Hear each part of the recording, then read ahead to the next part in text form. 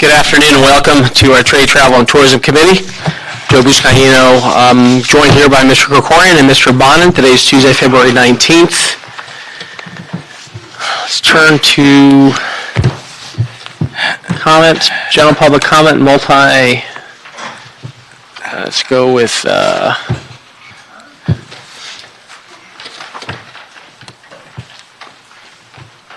if you have general speaker list.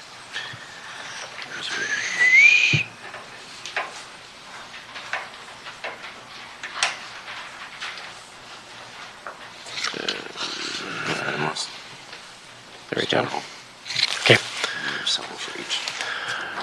Okay, so we have on multiple cards.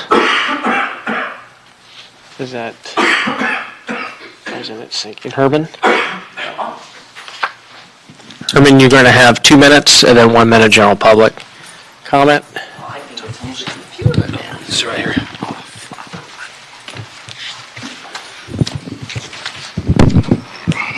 Yo, you know what I feel like about the port. I think big time about the fucking port because I lived in the port of fucking Los Angeles, being fucking homeless. But do you already know what the fucking roadblocks, outstanding fucking roadblocks preventing fucking Chinese American to swap land agreement is not fair? Why the fuck you put the capacity of the fucking swamp land agreement here, fucking Joe Buscaino? And then you go to fucking other items, fucking item 2. Fucking item 2 talk about fucking project, fucking public safety, and your fucking stupid security. Or, you know the fucking port brought in a bunch of opioid drugs on containers. They brought them in through the fucking ports. My fucking country don't bring fucking drugs into our country. You bring them to our country in your fucking port, bullshit. So your fucking operations and capital and fucking improvements for projects, public safety are broken down. That's what we need, fucking Mr. Trump. Now, today, in the resolution, under item of special 1, motherfuckers are talking about Donald Trump for the administration of presidential proclamations and declaration of national emergency. But you stupid motherfuckers forget, fuck asshole General Javier Becerra and fuck your rules. Stop fucking making up shit about our American president. He's done more work than you white nigger politicians has ever done except use fucking slavery of fucking wetbacks and poor people on your backs to get paid a check.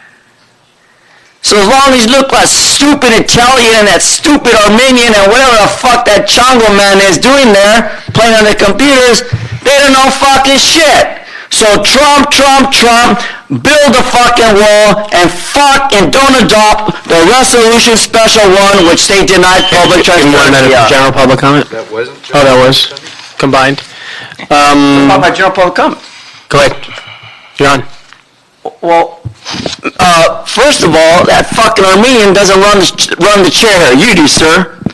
And you should learn to appreciate General public comment. Do not any comment towards us. General public comment. I'm talking about general public comment, how it violates my civil rights and my right to criticize fucking shitbag politicians and their crybaby wet diapers.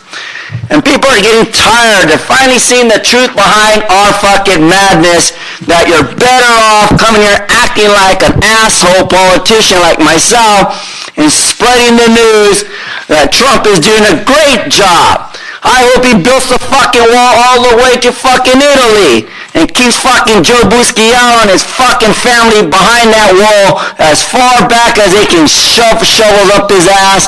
And fuck you, Paul Krikorian, and your fucking bar license. Your time's up. Okay. So with that, let us take, what we're going to do, colleagues, is continue item number 1 to the next meeting. And let's take item number, we have cards on all items, so let's take item number 2. So you can read that into the record please. Item 2 is Executive Director, Department of Convention and Tourism Development, to report relative to the status of department activities, operations, finances, capital improvement projects, public safety and security, planning, technology, marketing, promotions, and related matters. Pursuant to motion, Buscaino, Bonham.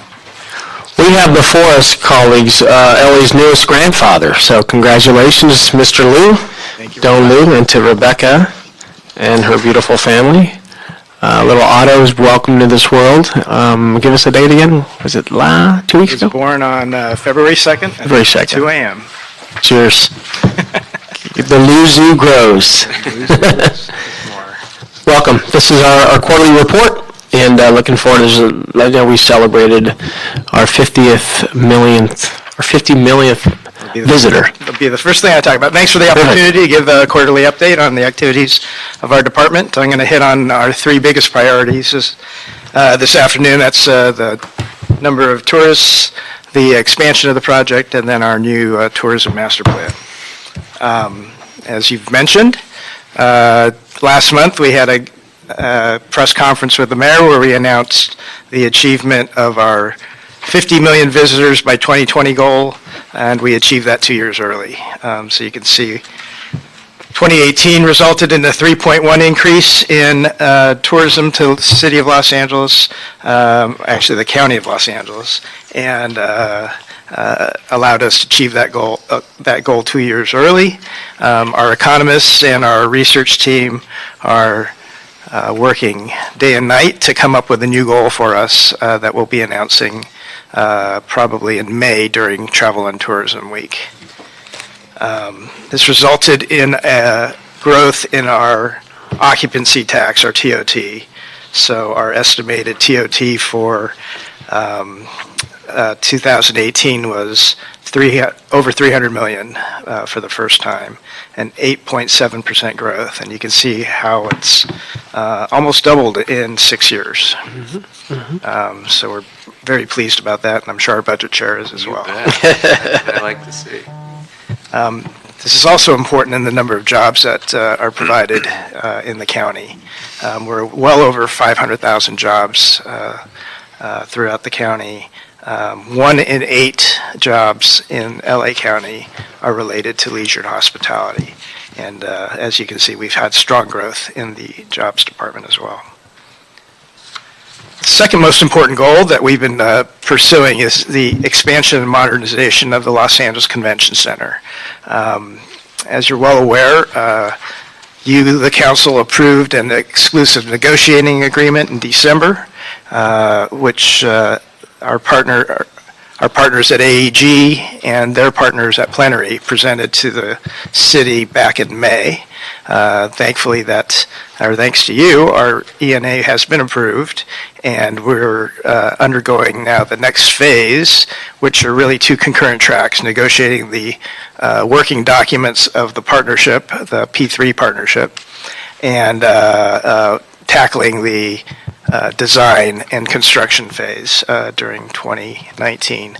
The green highlighted on the left is essentially where we'll be building the expansion, connecting the West Hall and the South Hall with a new hall that will be built over Pico Boulevard. We, the city family, and approximately 8 departments that are working together on this project have formed 6 working groups that meet weekly. Some of the groups are meeting weekly to tackle the various aspects of this project.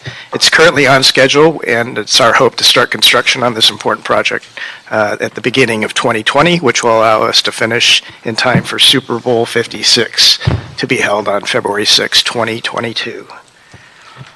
This is essentially what we will be building. The colored portions in the middle of the screen. I guess, here we go. This is the exhibit hall level, which will be connecting South Hall to West Hall and give us one large contiguous exhibition hall. Oops, sorry about that. Above that exhibition hall will be meeting rooms. We're adding an additional 55,000 square feet of meeting rooms. And on top of that, a flex multi-purpose space that can act as both exhibit and ballroom and even meeting rooms. Nice. As part of the project, we will also be redeveloping Lindsay Plaza into an important and active public space for the folks of South Park, downtown LA, and all of Los Angeles. And at the same time, our partners at AEG will be expanding the JW Marriott Hotel, adding another 855 rooms just south of their existing hotel and connected to our West Hall with a pedestrian bridge. What's the vision, Don, for the Gilbert Lindsay Plaza? The vision, farmers market, program, what type of programming? It will be an open space that will take out all of that hardscape and bus depot parking that we currently have and make it something, more of a town square for South Park. There's really zero public parks or open space. So probably A piazza type of feel, yeah, right? well, 80% of the time it will be open to the public. Maybe 20% of the time we'll need it for some of our clients like Auto Show and E3 and others. But yeah, it'll give us an opportunity to really make that a vibrant public space. One thing this also shows is that what we're really doing is integrating with all of LA Live. And it really excites our sellers and our sales team when they're marketing this for convention space and event space. It's no longer we're going to sell this hall in this convention center, but we're selling all of LA Live, which really makes our convention space go from Olympic all the way down to Venice. 100 acres that will eventually have 2 million square feet of event space, over 2,000 hotel rooms, over 20 restaurants, movie theaters, Staples Center, Microsoft Theater, a Grammy Museum. And that's the whole package that we're now able to sell to convention planners and event planners throughout the world. Yes. The last thing I'd like... I think I have a question on the slide. Of that, though, I get the big picture, but of that, when the project is completed, what will be the amount of contiguous exhibit space? So on that first hall, on that first floor of the exhibit hall, we'll have just under 900,000 square feet of contiguous space. It will be the largest contiguous hall in the state of California. Okay, very good. Thank you.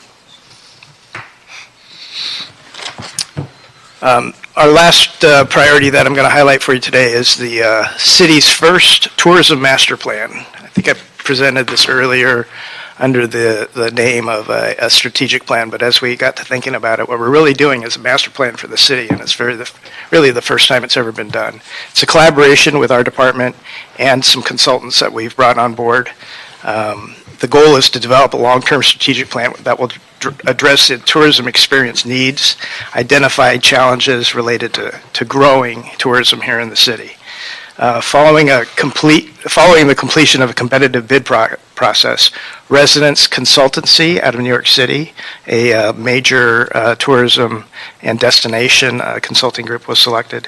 The project will be executed in 2 phases. Phase 1 is a situation analysis, and that will be completed before the end of this fiscal year.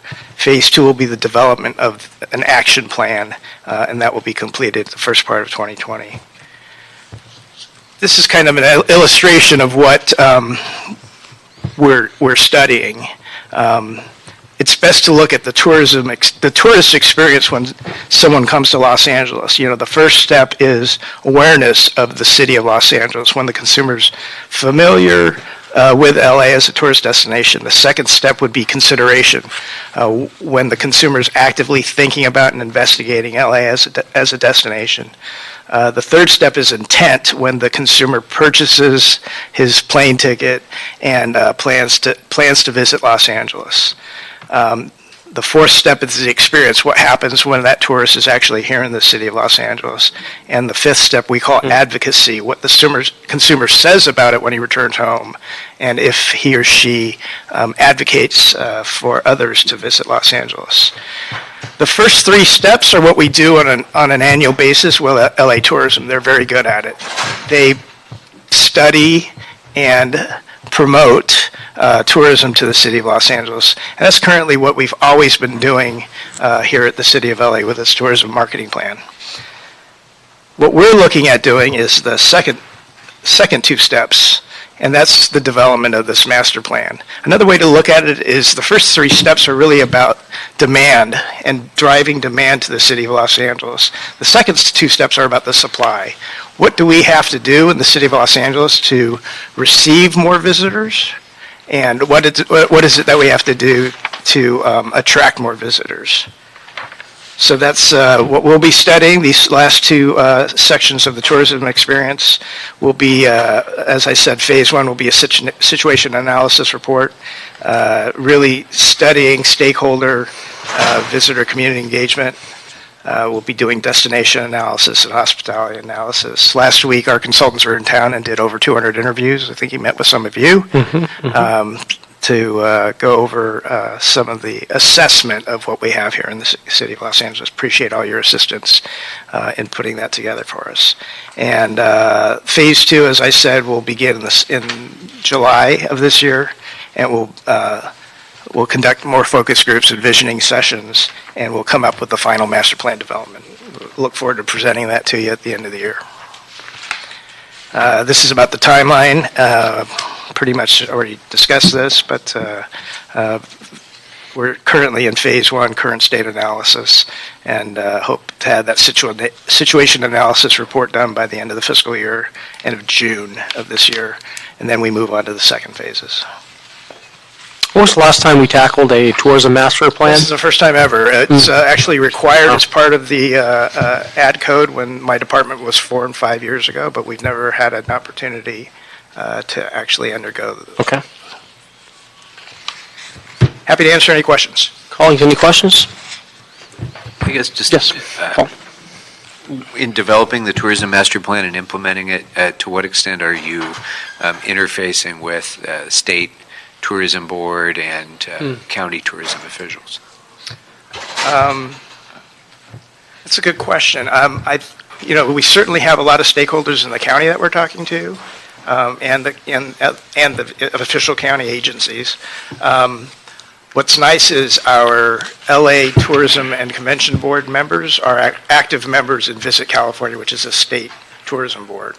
In fact, our own Patty McJennett is currently sitting on the board of Visit California. Yeah. I really see the value of having our distinct master plan, but when it comes to implementing the consideration and intent part of this, and even the awareness part of it, just the joint marketing with state and county, and even tourism stakeholders within Los Angeles, Disney and, other folks like that who benefit from tourism, hotel operators and others. I think having a consolidated marketing approach like that, there's efficiency and effectiveness in doing that. We do coordinate with Visit California, and we also coordinate with the national group. I think it's Brand USA, but some of our hoteliers will pay dues into both of those organizations as well. But to be honest, they actually rely on LA to do a lot of the marketing. We do the heavy lifting when it comes to California, and oftentimes the United States. Yeah. Thank you. Back to your slide, Doan, Yes, on the City of LA Transit Occupancy Task. I've always wondered, how do we rate compared to other big cities across the country on our TOT percentage-wise? Percentage-wise, we're right in the middle. So we know that I can send you a chart Okay. we've recently put together, but we're currently at 15.5% TOT, and some cities, I believe, New York and Orlando and several others are close to 20, if not over. But of the top 20, we're probably right in the middle, 10 or 11. Yeah, I'd like to see that. Thank you. Well, there's exciting changes coming to the convention center and how it relates to one of the growing industries here in our city, the tourism industry. So really appreciate the report. With that, Mr. Bonin, you good? Yep. Okay. Colleagues, we had a first-hand experience last fall in November where we welcomed 5,000 municipal leaders with the city summit here in Los Angeles, and I heard firsthand from municipal leaders, mayors, and council members from all parts of the country how evolving the city has become, and their experience of LA Live. Many of them have not visited us since the changes came about in downtown LA. They were also concerned about the homeless in and around the downtown area, and I believe that's, when it comes to experience, I believe we have to do all we can to address some of the quality of life issues in and around the Civic Center as well as the downtown LA. So the experience is also, because that last step is going back home and sharing their experience as LA. We have to do all we can to address some of those quality of life issues. But these are impressive numbers, an amazing plan. I'm looking forward to this year, the end report. And I had a chance to sit down with the consultant last week, me and my team. And what I'm also more excited about is how the tourism plan is going to encompass neighborhoods across the city, not just downtown Los Angeles, from Venice to the Valley, to Boyle Heights, to Watts, Maybe San Pedro. and maybe even San Pedro on the waterfront. Cannot ignore. So nonetheless, applaud your efforts. Varian Way. That's right, down to Marina. Thanks again, Don, for your report. With that, we'll continue this item, and we'll see you next time. Thank you. Pardon me, Mr. Chair, there's two public comment cards That's right. for this item. Mr. Jimenez, Joe Jimenez, come forward. Mr. Wyrick? Okay, I'm sure that was Herman. Okay, so with that, let's now take item number 3. Item 3, motion Koretz, Krikori, and Rue, instructing Los Angeles World Airports to request the Federal Aviation Administration undertake a Part 175 process to address noise impacts at Van Nuys Airport while rescinding the 2017 change at its earliest opportunity pending the outcome of the process. Thank you. Okay, we have LAWA representatives here. Good afternoon. Thanks for joining us on this item. We sure do. Thank you, council member, committee members. My name is Mark Adams. I'm a Government Affairs Director at LAWA. I'm joined by my colleague Catherine Pantoja from our Noise Management Division, section. And we are here to give you some background on this motion to help put it in context and such. The motion itself asks that the council requests LAWA to send a letter to the FAA requesting a study under sections 175 of the new FAA reauthorization bill that was just approved in October of last year. Under section 175, an airport operator is authorized to request that FAA review certain flight track changes and flight procedural changes that were done under a Metroplex type procedure. The Metroplex program here in Los Angeles has been in process by the FAA for a number of years and involved changes at a number of airports in terms of the flight procedures, including LAX and Van Nuys and Burbank and many of the other airports around. At issue here are some changes that were made to the departure flight tracks at Van Nuys Airport for the aircraft that are departing to the south. Because of some of the changes the FAA made in the flight tracks, we've noticed changes in the communities that are impacted by those southerly departures, and as a result, noise impacts and other community concerns. I believe you have some members of the community here today who are looking forward to telling you what they've noticed that has changed over the last couple of years. Catherine here is our expert in this subject, and I would like to pass the ball to her so she can give you some background about what actually happened, what FAA did, and what has changed in the last couple of years. Thanks, Mark. Thank you. Good afternoon.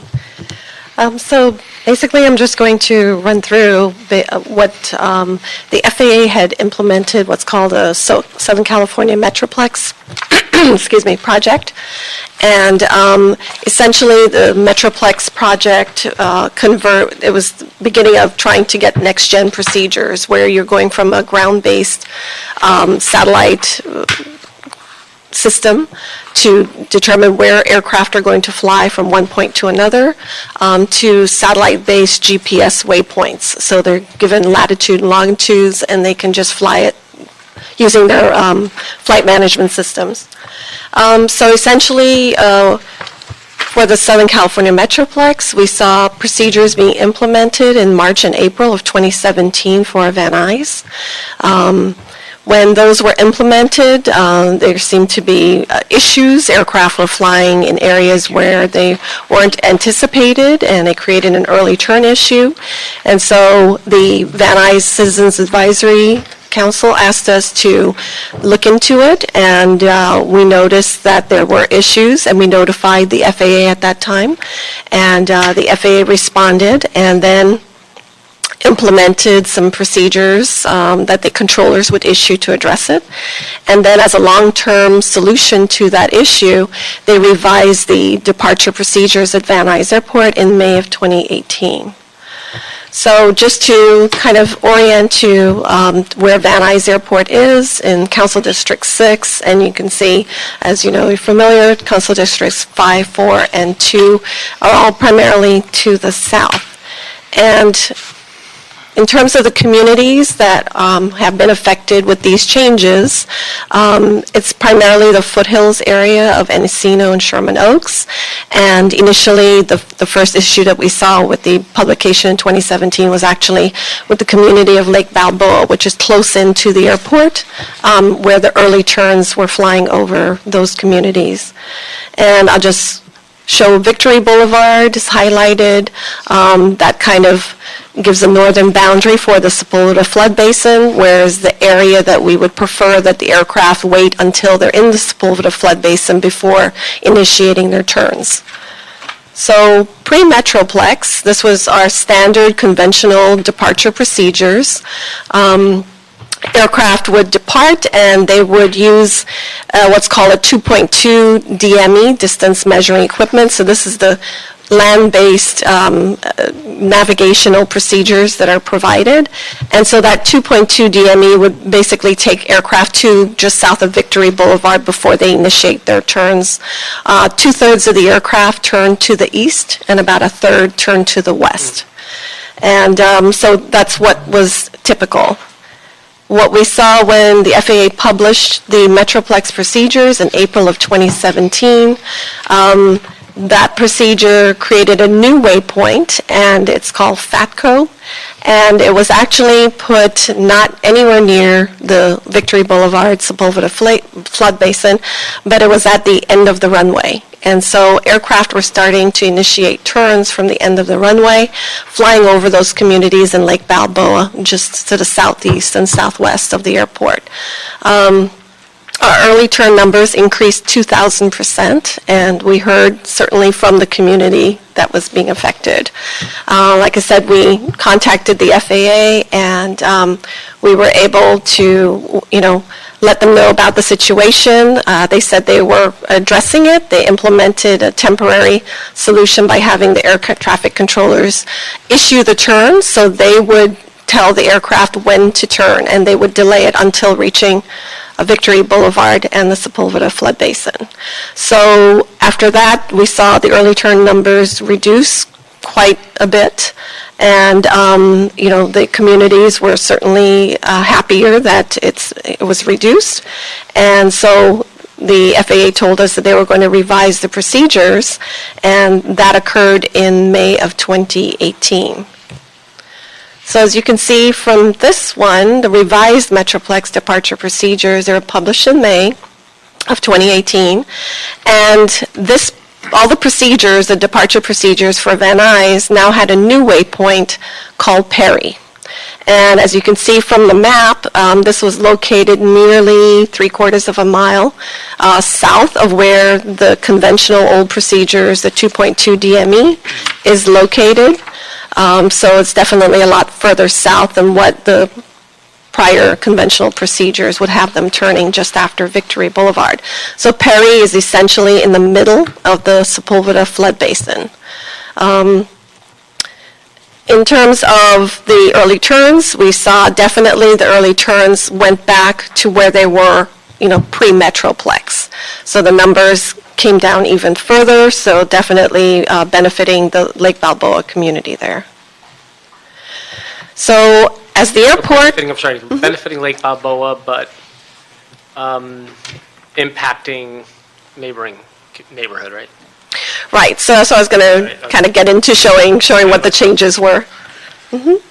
So essentially, what we saw pre-Metroplex, when Metroplex was, published and implemented, and then the revised Metroplex in 2018. You can see that in 2016, we were receiving noise comments from people, all around the airport, to the north and to the south. When we had the increase in early turns, when it was initially published in 2017,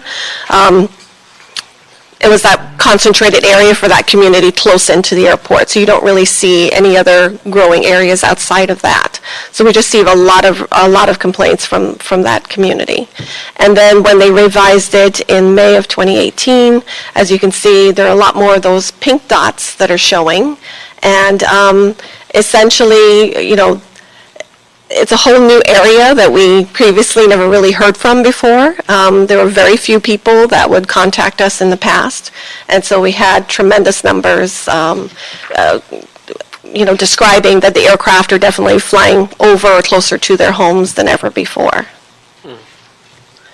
And so, just taking this as like a snapshot of where the aircraft are flying. This is really a gate that we put into our system to capture the aircraft that are turning to the east over the Sherman Oaks area. This also occurs for Encino, but most of the aircraft are going over to the east to Sherman Oaks. And this was the pre-Metroplex. And so all those little circles on there are individual aircraft for this time period, just for 1 month, September 2016. And you can see that most of the aircraft are flying between Magnolia Boulevard and about Ventura Boulevard. And then there's a few that are scattered further south, all the way to Mulholland Drive. And then I'll show you what happens with the revised RNAV. And if you actually look at the screen, you can kind of see the shift there from the northern part of the gate, where it's closer to the 101, and then you'll see the aircraft are now further south. So now they're south of Valley Vista. There are more of them concentrated around Valley Vista Boulevard. So we still have the same spread. And why we have the same spread is because there are aircraft that are not equipped to fly the new RNAV procedures, and they're still using the conventional 2.2 DME to initiate their turns. So you still have aircraft that are doing the turns around Magnolia Boulevard, and then you have more aircraft executing the turn further south. So in terms of, looking at what has resulted, we definitely heard from a lot more communities along the foothills in Sherman Oaks, Encino, and stretching out to Studio City. LAWA formally requested FAA to provide an explanation for a change in the waypoint, why Perry was located so much further south than the conventional procedure. And we did have, so far, a meeting with the FAA, and we're continuing to discuss that issue. We're pursuing that, and the FAA did express a willingness to meet with the appropriate council members to continue discussing this issue. And in terms of the Section 175, just wanted to give an overview of that. It is the Faa Reauthorization Act of 2018 that was signed into law October of 2018. It included several sections that were aimed at addressing aircraft noise issues, including Section 175, which says it should consider the feasibility of changing flight patterns under certain circumstances to address community noise concerns. And you can see there the actual language from Section 175, where if you're proposing a new area navigation or amending an existing procedure, they would, have to consider the feasibility of dispersal headings or other lateral track variations, and that it would be up to the airport operator in consultation with the affected communities to submit that request, as long as it didn't conflict with the safe and efficient operation of the national airspace, and it did not significantly increase noise over noise-sensitive areas. So that's essentially an overview there.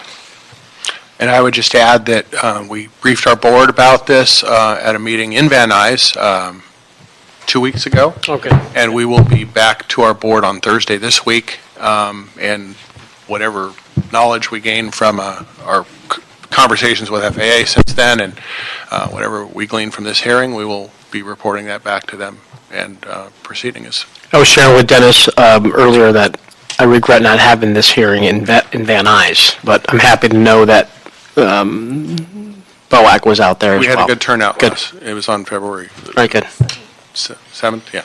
Let me defer to Mr. Krikorian.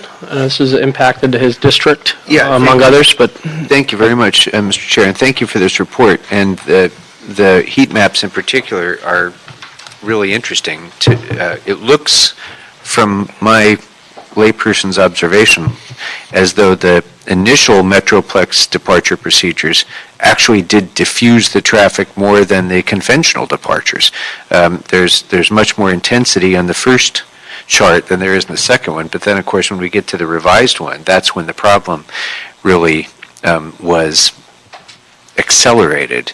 And I think in part, this area where the thrust of the complaints came from, in Sherman Oaks, Encino, Studio City,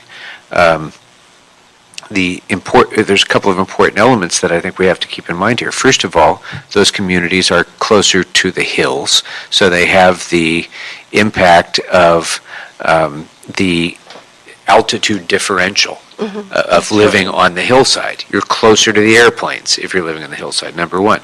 Number two, there's the canyon echo effect in all of those communities. And number three, all of those communities are also impacted by Burbank Airport's Metroplex changes as well. So we're getting more of the traffic from Burbank coming on westbound turns, and we're getting more of the Van Nuys traffic on eastbound turns over the same communities. It's a major problem. So I would just observe that first of all, and so I appreciate that we are, questioning the process by which the revised Metroplex came into being. And just out of curiosity, what was the timing of this Perry change compared to the settlement of the lawsuit that the FAA reached with the Beverly, which neighborhood was that in the foothills that sued them? Benedict Canyon. Benedict Canyon, thank you. Benedict Hills. Benedict Hills. So when was that settlement reached in relation to the FAA making this decision to change the Van Nuys Metroplex? I don't remember that date off the top of my head. Yeah, I'd have to look it up. And the change. Just been microphone. yeah, Yeah, Yeah.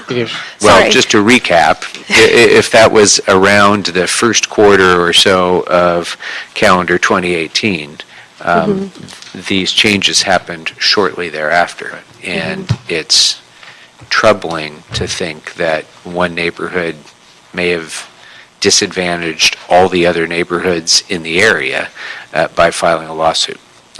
So that's something I'm going to want to explore significantly more. But anyway, I just want to make a couple of those observations. I don't really have questions about this. I think it's an excellent analysis, and it gets us started in an important discussion that we're going to have to continue to have. And I will observe that the council has already endorsed the Burbank 175 letter, which these are the first two.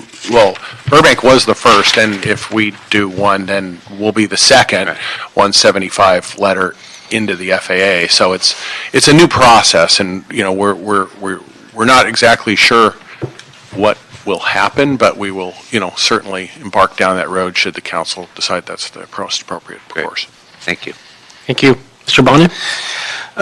Thanks. I'm sadly no stranger to Metroplex, representing the neighborhoods around the airport. And Mr. Wesson and Mr. Price are no strangers to Metroplex either. Just one thing. I spoke to Ms. Martinez earlier today, and she wanted me to ask if she could add an additional instruction, if it's okay with the committee, to request LAWA to include in any request that they make to FAA a consideration of noise impacts that other communities would experience if the FAA rescinds or amends the 2017 changes. I'm good with that. Sure.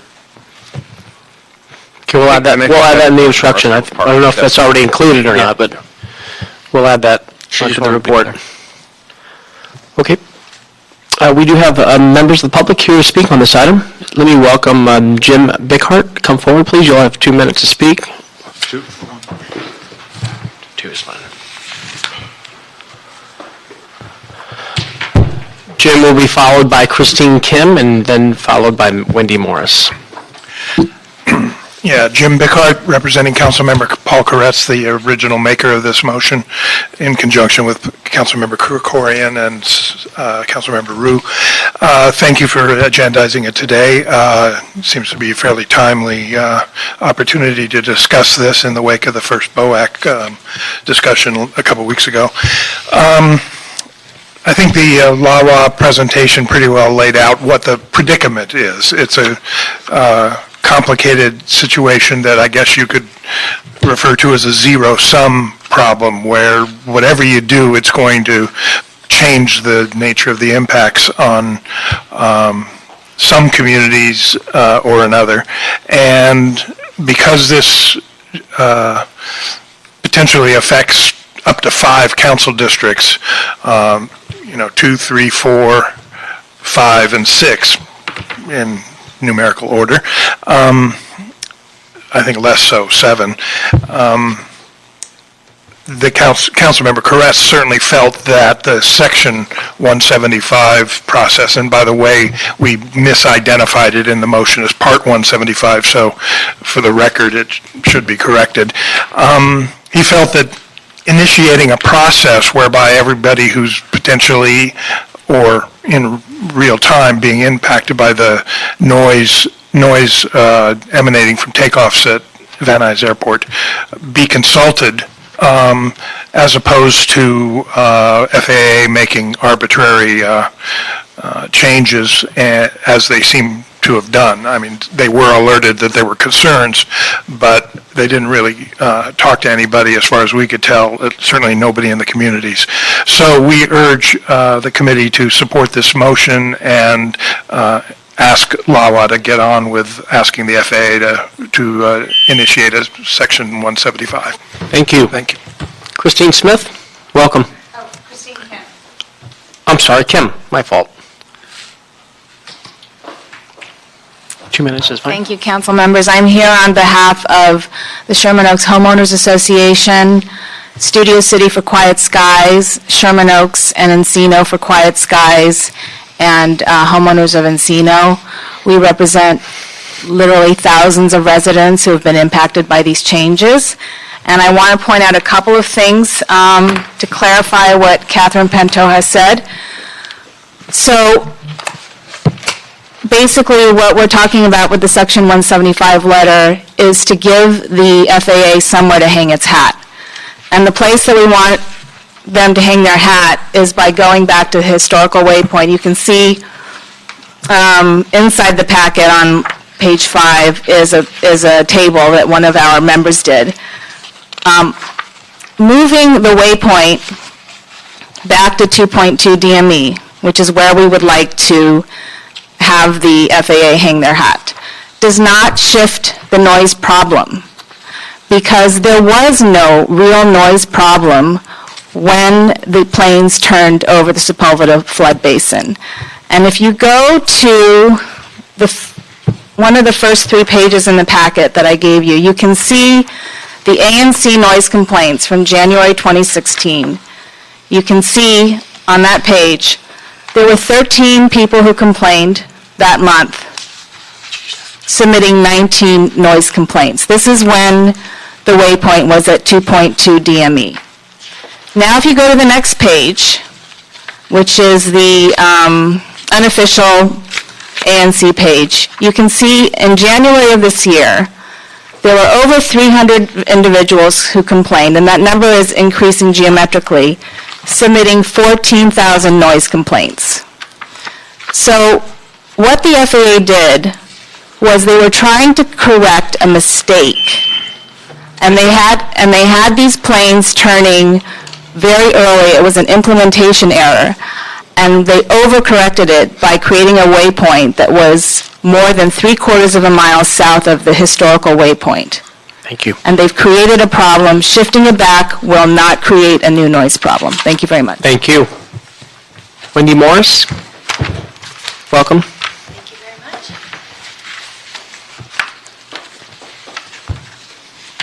I am representing the area called Bel Air Hills Association. This is south of Mulholland Drive. We are being bombarded by planes, sometimes as close together as every minute, hour after hour, starting about 7 in the morning and finishing about 11 at night, except for the times that they randomly come at 3 o'clock in the morning and wake us up. It's a huge health problem. There are people who have hand tremors. They're suffering from lack of sleep, terrible headaches.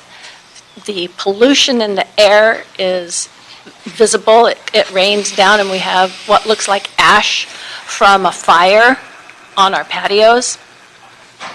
We never had this before. I've lived there 31 years. It's intolerable. The amount of air traffic that we can expect, of course, will increase. To think of it getting worse is unimaginable.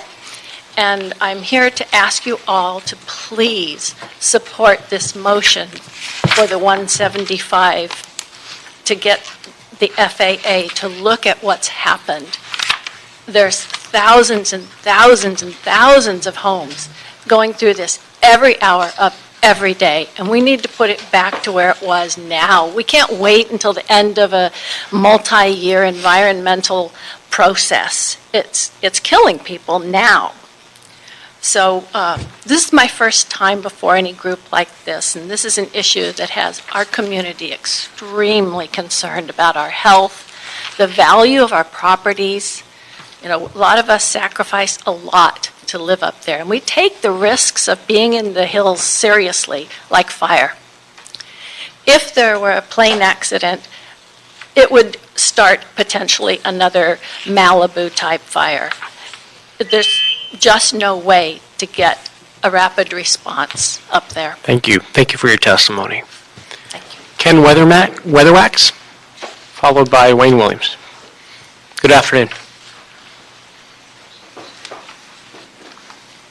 Good afternoon, and I thank you for the opportunity to come down here from where I work in Century City, where I co-own a law firm.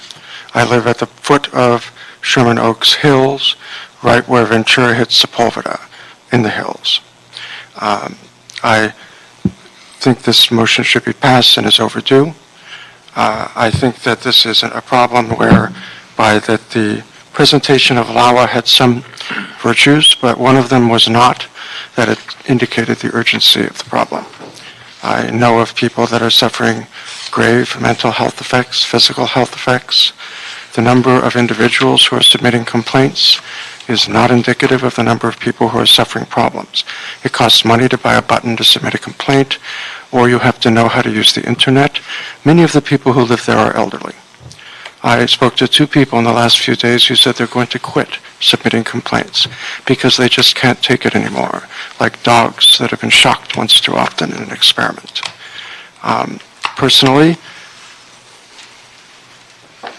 I'm hard of hearing in both ears from congenital problems, and it's something that starts me up at 3 a.m.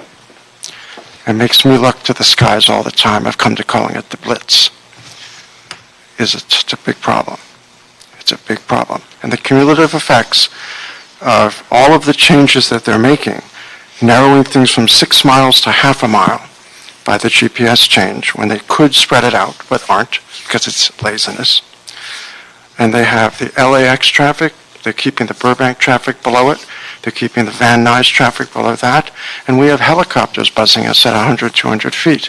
And they've told us, their lobbyists have said to us, point blank, that they're being kept down by the FAA controllers to get out of the way of the jets. It's not fun to have a bunch of people with rich-looking jets bombing over you. And frankly, this is an urgent problem. Thank you. And our final speaker, Wayne Williams. Good afternoon. Thank you, council members. I really appreciate you listening to us, and I want to also thank Van Nuys staff and LAWA staff for presenting and helping the community as best they can. But this is an FAA problem, and it goes all the way back to ANCA early on, and the Santa Monica Airport took advantage of that with regards to Stage 2 jets, and it took us 25 years to get rid of those. And now Santa Monica has successfully limited the length of their runway, which has increased the volume of traffic at Van Nuys significantly. We're up, I think, flow about 17%, 18% just in the past couple of years since Santa Monica shortened their runway. And so all of those aircraft are coming in and out of Van Nuys. The moving of the waypoint from 2.2 to Perry has only exacerbated the problem, in that the aircraft, when they hit Perry, they don't always turn over the basin. The vast majority of them actually keep going into the foothills.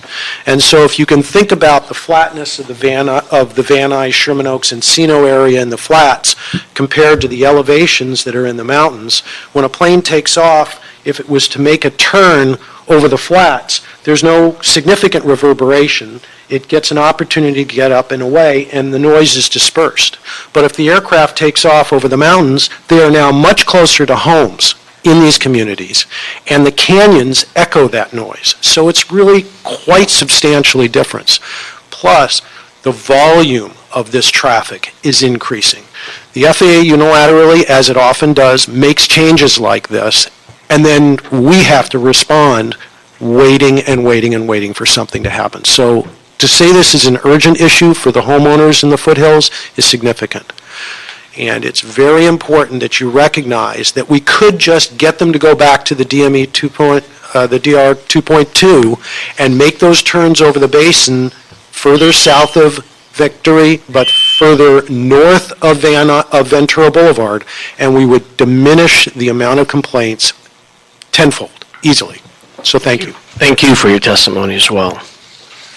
So with that, colleagues, I would ask that we approve this motion before us, but add the additional instructions per Council Member Martinez, as read in the record by Mr. Bonin. And Mr. Chair, would you also like to amend the moving clause with the suggestion from Mr. Bickart from CD5 to change the word Part 175 process to Section 175? Yes, we will do that without objection. Okay, so with that, colleagues, two final items on the agenda before us, items 4 and 5. I'm okay with taking that on consent unless you have any questions or comments on items 4 and 5. Okay, so with that, we'll approve items 4 and 5 without objection. So with that, we're now adjourned. Thank you so much for joining us.